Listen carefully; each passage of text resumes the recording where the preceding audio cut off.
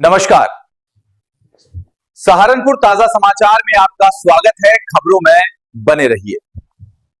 जनपद में पांव धोई नदी ढमोला नदी का जलस्तर तेजी से बढ़ा, घरों में भरा पानी, लोग घरों से निकलने को मजबूर, जीवन अस्त व्यस्त। आपको बता दें, सहारनपुर जिले में और पहाड़ों में लगातार हो रही तेज बारिश से पांव धोई नदी ढमोला नदी का जलस्तर तेजी से बढ़ गया है। इससे नदी किनारे बसे इलाकों में बुधवार दोपहर 3 बजे दहशत का माहौल है। कई घरों के आसपास पानी भरने से आवागमन प्रभावित हो गया है। शहर में धोबी घाट क्षेत्र की दोनों तरफ की सड़कें पांव धोई नदी के पानी में डूब गई हैं, जिससे राहगीरों को भारी दिक्कतों का सामना करना पड़ रहा है। कई लोग पानी में से होकर गुजरने को मजबूर हैं। तो वहीं सहारनपुर के देवपुरम कॉलोनी में घरों में पानी घुसने लगा है और लोग अपना सामान छतों पर रख रहे हैं और अपने घरों से सुरक्षित स्थान पर जा रहे हैं। लोगों में दहशत का माहौल है और लोगों का कहना है कि हर साल उन्हें इस मौसम में दिक्कत का सामना करना पड़ता है। आपका नाम? मेरा नाम विनोद है जी। कौन सा मोहल्ला? ये देवपुरम है जी। क्या समस्या आ रही है साहब? ये पानी देखो कैसे हम बरान पड़े यहाँ पे, छत पे ऊपर सामान चढ़ा। अच्छा जो मजदूर आदमी है और देख लो हमारा हाल क्या हुआ पड़ा। पानी से बहुत परेशान है जी। हर साल सरकार से हम मदद चाहे। पानी बढ़ रहा है तो खतरा हो रहा है। हाँ जी खतरा हो रहा है। देख लो आप सामने है, देखो पीछे छतों पर सामान चढ़ा रखे। पहले भी हुआ है। आज पहला भी हुआ जी। हाँ तीसरी बार हो रहा है। बरसात अगर ज्यादा हुई तो खतरा पानी हाँ जी चढ़ जाएगा। पानी इतना हो जाएगा, लेंटर छत से अटक चले पानी, इतना पानी आ जाएगा। सामान भी हमारा थोड़ा बैग था पहले भी। हाँ तो क्या चाहते हैं? सरकार से मतलब वैसे सुधार हो जाए जी। हाँ जी हाँ जी, आपका नाम? मेरा नाम सुशील, न्यू साकेत कॉलोनी नगर, वार्ड 50। जलस्तर बढ़ रहा है, क्या स्थिति है फिलहाल? ये जलस्तर जो बढ़ रहा है ये छोड़ा हुआ पानी है। लालदास के बाड़ी से जो आ रहा है वर्जाया, उसके अंदर से पानी आ रहा है। मेयर साहब के अवगत करा गया है, लेकिन इसमें मुझे लगा तो कोई कार्रवाई हुई नहीं। ये नहर से कनेक्टेड रबजाया है लालदास के बाड़े वाला, उसका पानी इसमें आ रहा है और कंटिन्यू बढ़ रहा है। तो इस पर अगर कोई जल्दी से जल्दी कार्रवाई नहीं की तो साकेत कॉलोनी में लोगों का माल का और जान का नुकसान भी हो सकता है, जिस हिसाब से पानी बढ़ रहा है। हाँ जी, कब से बढ़ रहा है? ये पानी आज सुबह से बढ़ रहा और बारिश कहीं है नहीं सहारनपुर में पूरे। इससे पहले भी कभी काफी इसमें भाई जी 13 में बाढ़ आई थी और 23 में बाढ़ आई थी। और मेयर साहब शायद अवगत है कि इस कॉलोनी में सबसे ज्यादा नुकसान होता है, सबसे ज्यादा लोग प्रभावित होते हैं, लेकिन उन्होंने अब तक इसमें कुछ खास करवाया नहीं। आपका नाम? बीना रानी है। क्या समस्या आ रही है? समस्या ये है कि पानी बहुत बढ़ रहा, बहुत दिक्कत हो रही पानी की, सारे परेशान हो रहे, छत पे लोग सामान डाल रहे, बारिश पड़ने की और बढ़ने की संभावना है बारिश। और सरकार से ये अपील है कि हमारा उसको समाधान निकाल ले। और हर बार ऐसे ही हो रहा पानी, हम सामान में तो 3 भैंस ऊपर की सामान भी नहीं रख सकते और बारिश बहुत ज्यादा पड़ने लग रही और आ रही बारिश। अब देख रहे कि आप कितना पानी गोड्डे तक पानी आ रहा, सबके जिसके डंगर पशु है, सामान है, इधर उधर सब वो कर रहे, भाग रहे। बस ये है कि हमारी सरकार से ये अपील है कि थोड़ा समाधान निकाल ले हमारी इस प्रश्न का। और धन्यवाद। यातायात नियंत्रण के लिए कागजी कार्य योजना ना बनाए, नगर आयुक्त ने दिए निर्देश। शहर के यातायात नियंत्रण पर राइट्स ने दी प्रस्तुति। आपको बता दें, महानगर के यातायात को सुगम और व्यवस्थित करने तथा गतिशील बनाने के लिए राइट्स द्वारा नगर निगम में एलईडी स्क्रीन पर एक कार्य योजना की प्रस्तुति बुधवार शाम 5 बजे दी गई। नगर आयुक्त शिपू गिरी एवं एसपी ट्रैफिक सिद्धार्थ वर्मा सहित विभिन्न विभागों के अधिकारियों ने अपने अपने सुझाव देते हुए उन्हें कार्य योजना में शामिल करने पर जोर दिया। राइट्स के संयुक्त महाप्रबंधक नीरज शर्मा ने शहर में प्रस्तावित पार्किंग स्थल, vending zone, city bus routes, bus stop, प्रस्तावित फुटपाथ आदि पर व्यापक प्रस्तुति दी। नगर आयुक्त शिपू गिरी ने कार्य योजना पर असंतोष व्यक्त करते हुए कहा कि इसमें अभी काफी सुधार की आवश्यकता है। उन्होंने सुझाव दिया कि रोड सेफ्टी, शहर में व्हीकल की संख्या और सिग्नल्स कहां बनने चाहिए आदि को ध्यान में रखकर कार्य योजना में सुधार किया जाए। कलेक्ट्रेट पहुंचकर महिला उत्थान मंडल सेवा प्रणाली की महिलाओं ने जिलाधिकारी को बांधी राखी, दीर्घायु की करी कामना। आपको बता दें, बुधवार शाम 4 बजे महिला उत्थान मंडल सेवा प्रणाली की महिलाएं कलेक्ट्रेट स्थित जिलाधिकारी कार्यालय पर पहुंची। महिलाओं ने जिलाधिकारी को रक्षाबंधन पर्व को लेकर राखी बांधी और उनकी दीर्घायु की कामना करी। महिलाओं का कहना था कि हमने जिलाधिकारी को रक्षा सूत्र बांधा और जिलाधिकारी ने हमारा बहुत सम्मान किया है, जिसको लेकर संबंधित जानकारी भी दी गई है।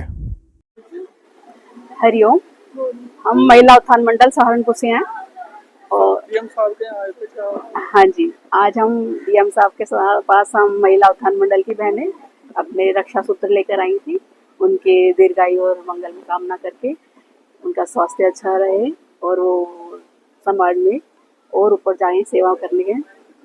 उनकी रुचि जो सेवाएं हैं वहाँ उस पद पर बैठकर वो समाज सेवा में आगे से आगे बढ़े, हमारी यही शुभकामनाएं उनके साथ थी। हमने उनको रक्षा सूत्र बांधा। हमारी महिलाएं बहनें बहुत खुश हैं और उन्होंने भी बहुत अच्छा हमारे को रेस्पेक्ट किया, हमारे को आश्वासन भी दिया कि आगे भी आगे हमारी सेवा के लिए। भवन स्वामी के स्वतः मूल्यांकन को निगम मानेगा सही, महापौर एवं नगर आयुक्त ने स्वतः बिल जारी करने के दिए निर्देश। आपको बता दें, भवन स्वामी अपने भवन के संबंध में स्वतः मूल्यांकन प्रारूप पर अपनी संपत्ति का जो विवरण भरकर देगा उसे सत्यमान कर निगम बिल जारी करेगा। महापौर डॉक्टर अजय कुमार एवं नगर आयुक्त शिपू गिरी ने बुधवार शाम 7 बजे निगम में हाउस टैक्स विभाग के साथ समीक्षा बैठक के दौरान यह निर्देश दिए। नगर आयुक्त शिपू गिरी ने हाउस टैक्स को लेकर GIS सर्वे के बिलों पर आ रही आपत्तियों के निस्तारण की समीक्षा की। महापौर डॉक्टर अजय कुमार भी बैठक में मौजूद रहे। नगर आयुक्त ने एक एक कर राजस्व निरीक्षकों से उनके द्वारा आपत्तियों के निस्तारण के संबंध में जानकारी ली। निस्तारण में सुस्त रफ्तार वाले राजस्व निरीक्षकों के प्रति उन्होंने नाराजगी व्यक्त करते हुए कार्रवाई की चेतावनी दी। उन्होंने मुख्य कर निर्धारण अधिकारी संगीता गुप्ता को हर रोज आपत्तियों के निस्तारण की समीक्षा करने के निर्देश दिए। महापौर एवं नगर आयुक्त ने हाउस टैक्स विभाग को निर्देश दिए कि स्वकर निर्धारण नियमावली के अनुसार करदाता अपने भवन का जो विवरण भरकर देता है उसे सही मानकर उसके आधार पर बिल जारी करें। उन्होंने कहा कि उस विवरण का अभी कोई सत्यापन न कराकर बाद में कराया जाएगा। TD टीकाकरण अभियान के आयोजन को लेकर मुख्य चिकित्सा अधिकारी के द्वारा कार्यालय पर किया गया प्रेस वार्ता का आयोजन दी संबंधित जानकारी। आपको बता दें, जिले में टिटनेस एवं डिप्थीरिया की बीमारी की रोकथाम के लिए TD टीकाकरण अभियान का आयोजन 1 अगस्त से 31 अगस्त 2025 तक, 11 अगस्त से NDD कार्यक्रम का आयोजन स्वास्थ्य विभाग के द्वारा किया जा रहा है। इस संबंध में मुख्य चिकित्सा अधिकारी डॉक्टर प्रवीण कुमार के द्वारा जिला अस्पताल स्थित कार्यालय में बुधवार शाम 6 बजे प्रेस वार्ता का आयोजन किया गया। अभियान के संबंध में मुख्य चिकित्सा अधिकारी के द्वारा जानकारी दी गई। TD का अभियान जो है हमारा, ये 10 साल और 16 साल के जो बच्चे हैं उनको TD का टीकाकरण के लिए लगाया गया है। और इसमें पहले भी हम जो है TT का इंजेक्शन तो लगाते थे, लेकिन DT जो है इसमें एक डिप्थीरिया का इंजेक्शन और साथ में है जो डिप्थीरिया से बच्चों का बचाव करता है। क्योंकि कुछ सालों में ये देखा गया भी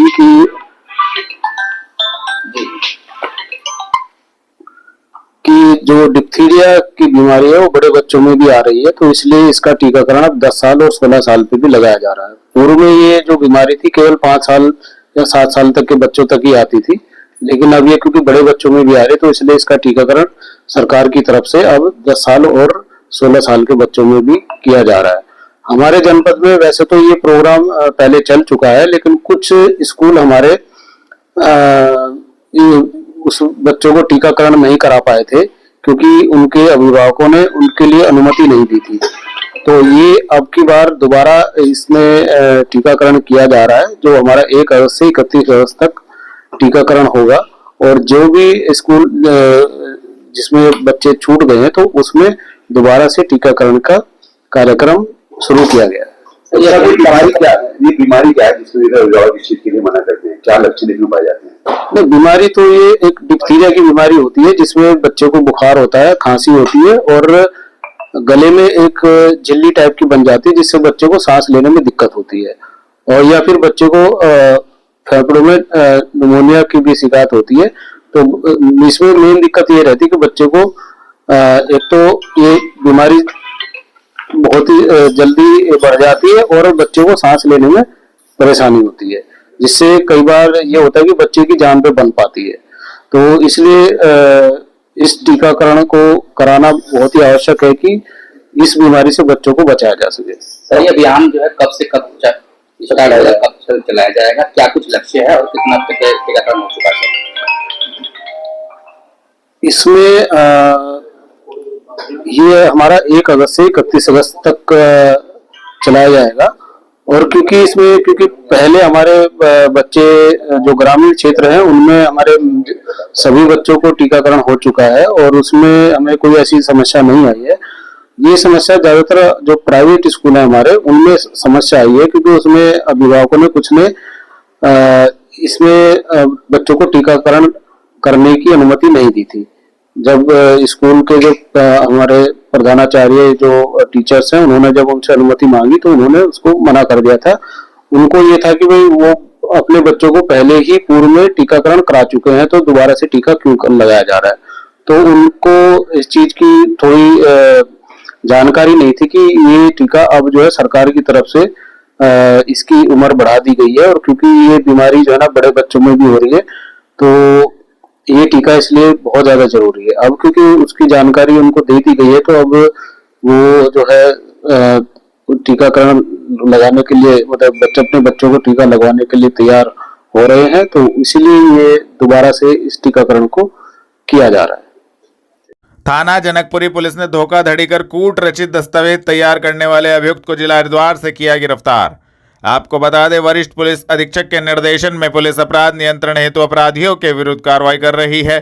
थाना जनकपुरी पुलिस ने धोखाधड़ी कर कूट रचित दस्तावेज तैयार करने वाले वांछित अभियुक्त शमशाद उर्फ भूरा को हरिद्वार से गिरफ्तार करने में महत्वपूर्ण सफलता प्राप्त की है। संबंधित धाराओं में कार्रवाई करते हुए अभियुक्त को बुधवार शाम 5 बजे न्यायालय के समक्ष पेश किया गया है। गिरफ्तार करने वाली टीम में उप निरीक्षक विजय सिंह, कांस्टेबल संदीप कुमार मौजूद रहे। बड़तला यादगार मोहल्ले में गृह कलह से तंग आकर युवक ने फांसी के फंदे पर झूलकर की आत्महत्या। मौके पर पहुंची भारी पुलिस फोर्स। आपको बता दें, घरेलू कलह एक बार फिर जानलेवा साबित हुई। थाना मंडी क्षेत्र के बड़तला यादगार मोहल्ले में मोनू जायसवाल नामक युवक ने बुधवार रात्रि 11:30 बजे फांसी लगाकर आत्महत्या कर ली। प्रारंभिक जानकारी के अनुसार मोनू का अपनी पत्नी से मामूली कहासुनी को लेकर विवाद हो गया था, जिसके बाद उसने आवेश में आकर यह खौफनाक कदम उठा लिया। घटना की सूचना मिलते ही मौके पर पहुंची पुलिस ने शव को कब्जे में लेकर पोस्टमार्टम के लिए भेज दिया है। घटना से बड़तला यादगार क्षेत्र में हड़कंप मच गया है। पुलिस अधिकारियों के अनुसार प्रथम दृष्टया मामला गृह कलह से जुड़ा प्रतीत हो रहा है। हालांकि जांच के बाद ही वास्तविक कारण स्पष्ट होंगे। सपोर्ट फॉर स्कूल के अंतर्गत माध्यमिक शिक्षा विभाग और बेसिक शिक्षा विभाग के समस्त स्कूल के T20 के लिए ट्रायल भूतेश्वर कॉलेज के फील्ड में प्रारंभ हुआ। काफ़ी स्कूलों की टीम ट्रायल देने के लिए आई। उनमें से जो प्रतिभाशाली छात्र हैं उन छात्रों को चयनित किया जाएगा। 8 अगस्त को फाइनल ट्रायल होगा। उसे फाइनल ट्रायल में प्रतिभाशाली छात्र होंगे, उनको चयनित किया जाएगा। इसका उद्देश्य ब्लॉक लेवल पर टीम का गठन करना और उसके उपरांत जो लेवल पर टीमों का गठन किया जा रहा है, उन 11 ब्लॉकों की टीमों को आपस में मैच कराकर उन टीमों से प्रतिभाशाली खिलाड़ी को चयनित करना है। आने में भी हमें जी, आपका नाम और नमस्कार, मेरा नाम देवेंद्र सिंह है। मैं स्कूल फॉर स्पोर्ट्स प्रोग्राम में एज अ CEO के रूप में कार्य कर रहा हूं, और आज हमारी 69 विद्यालयी प्रदेशीय खेल प्रतियोगिता का आयोजन हो रहा है। और आज बड़े सौभाग्य की बात है कि मैं ये सहारनपुर माता सौमरी की धरती पे आज हम इन बच्चों के बीच में आके अवसर मिला मुझे कार्य करने का। स्कूल फॉर स्पोर्ट्स प्रोग्राम जो है हमारा बेसिकली स्कूल टू ओलंपिक, जो प्रतिभाशाली छात्र छात्राएं हमारे माध्यमिक और बेसिक शिक्षा में जो अध्ययनरत हैं उनको अवसर प्राप्त नहीं हो पाता है। अगर उन्हें एक ग्राम स्तर में जो प्रतिभाएं छुपी हुई हैं उनको हम जन अभियान बनाने के साथ में अपने साथ बहुत सारे सामाजिक में जो कार्य कर रहे हैं, विभागीय लोग जो कार्य कर रहे हैं, मंडलीय क्रीड़ा सचिव, क्रीड़ा सचिव और जो प्रतिनिधि और जो समाज में जो लोग बहुत सारे काम कर रहे हैं, उनको लोगों के प्रति फिजिकल और मेंटल हेल्थ कैसे फिट हो सकता है, इससे क्या बेनिफिट्स हो सकते हैं। हमारे 31 गेम्स हैं और हमारे 31 गेम्स के सभी प्रदेश स्तरीय खेल कैलेंडर जारी हो चुका है। अभी हमारी जो है ब्लॉक स्तर की प्रतियोगिताएं चलेंगी, फिर हमारे ये बच्चे जो सेलेक्ट होकर ज़िले की टीम पे आएंगे, फिर मंडल पे, फिर स्टेट की टीम से जाएंगे, स्टेट के बाद नेशनल, फिर इंटरनेशनल। एक पूरा रास्ता क्लियर है कि हम स्कूल से किसी भी बच्चे को निःशुल्क रूप से कोई भी बच्चा प्रतिभाग कर सकता है। उसके लिए संबंधित विद्यालय में जिसमें वो पढ़ रहा है उसमें अपने प्राचार्य की महोदय से रजिस्ट्रेशन कर सकता है sscportal.in के माध्यम से। और यदि बच्चा नहीं भी कर पा रहा है तो भी उसे जो संबंधित जो लोग हैं हमारे सहयोगी के रूप में कार्य कर रहे हैं, विभागीय जो क्रीड़ा प्रतिभाग कर रहे हैं, तो वो उस पर सहयोग करके उनको करवाएंगे। कोई भी बच्चा वंचित नहीं रहना चाहिए। इसी उद्देश्य के साथ में माननीय मुख्यमंत्री जी का ये बहुत अच्छा इनिशिएटिव है। मैं उसके लिए थैंक्स बोलता हूँ कि उन्होंने मुझे ये अवसर जो दिया कार्य करने का। विभागीय बच्चों के जो नई प्रतिभा जो हमारे यहाँ गांव में है और शहर में भी है, जो उनको माहौल नहीं मिल पाता, सरकार ने इस बार जो हमारे बच्चे चयनित होंगे ब्लॉक लेवल पर, मंडल लेवल पर, उन्हें किट भी उपलब्ध कराई जाएगी। उन्हें एक ट्रेनिंग कैंप भी इस बार आयोजित किया जा रहा है। और बेसिक और माध्यमिक कक्षा 6 से लेकर 12 तक बच्चे प्रतिभाग करेंगे। और मैं कहूँगा कि जो सहारनपुर से लोग हैं और अधिक से अधिक वो गार्जियन से भी मैं रिक्वेस्ट करूँगा कि वो अपने बच्चों को खेलों के प्रति जोड़ें, और ये खेलों का अमृत कुंभ है, खेलोगे तो खिलोगे। धन्यवाद। मैं सुशील चौधरी हूँ, समन्वयक हूँ, उत्तर प्रदेश खेल स्पोर्ट्स फॉर स्कूल में सदस्य हूँ, गवर्नमेंट ऑफ यूपी। आज जो हमने ट्रायल स्टार्ट किया है, ये माध्यमिक शिक्षा और बेसिक शिक्षा के स्कूलों के बच्चों का है। ये बच्चे ऐसे बच्चे हैं जो बहुत बड़ी प्रतिभा है, लेकिन ये प्रतिभा जो है उजागर नहीं हो पाई, और ये इन प्रतिभाओं को अब हम इस ट्रायल के माध्यम से निकालेंगे। और जो है जनपद की टीम में, जैसे कि आपने देखा होगा पहले भी कभी, कि जो प्रतिभा है वो जनपद में ब्लॉक लेवल पर रुक जाती थी, और तहसील पर और जिले लेवल पर आगे नहीं बढ़ पाए। तो आज हम लोगों का ये प्रयास रहेगा इस ट्रायल के माध्यम से कि हम उस प्रतिभा को निकाल कर लाएंगे। उसके बाद हम ब्लॉक लेवल की टीम को दूसरे ब्लॉक से मैच करवा के, जब टीम का गठन हो जाएगा, उसके बाद हम जिले की टीम का गठन करेंगे, जिले में उस बच्चों को खिलाएंगे। और ऐसा नहीं, उन टीमों में जो टीम हार जाएंगी, उन टीमों के बच्चे में जिसमें भी टैलेंट होगा उसको निकालेंगे। ऐसा नहीं कि हम जीती हुई टीम को ही सिलेक्ट करेंगे, जीती हुई टीम के भी बच्चे निकालेंगे और हारी हुई टीम के भी बच्चे निकालेंगे। और यही विजन, यही मेडल दिलवाने के लिए हमारे माननीय योगी आदित्यनाथ जी का एक विजन है, एक बहुत बड़ा ड्रीम प्रोजेक्ट है, कि वो चाहते हैं कि हमारा टैलेंटी बच्चा निकले और वो जिले लेवल पर खेले, स्टेट पर खेले, और अंतर्राष्ट्रीय खेले, राष्ट्रीय खेले।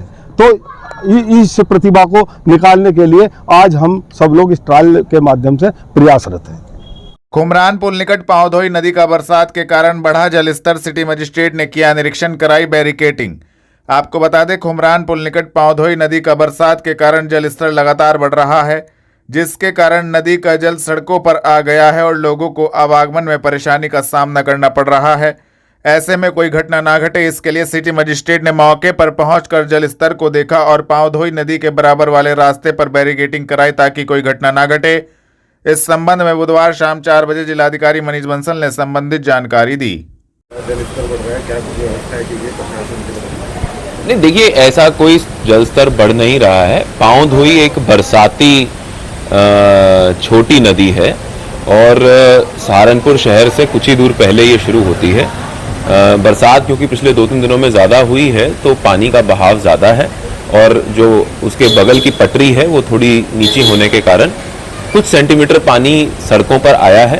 और वहाँ पर हम लोगों ने सुरक्षात्मक व्यवस्थाएं कर दी हैं। जो बंधा है उस पर बैरिकेडिंग करा दी है ताकि कोई व्यक्ति वहाँ से जाते हुए दुर्घटनाग्रस्त ना हो। अदरवाइज स्थिति बिल्कुल सामान्य है, कोई ऐसी परेशानी की स्थिति नहीं है। वहाँ पर हमारे अधिकारियों ने निरीक्षण किया है, और बरसात अब क्योंकि रुक गई है, तो अगले 1 से 2 घंटे में वहाँ पर स्थिति सामान्य हो भी जाएगी।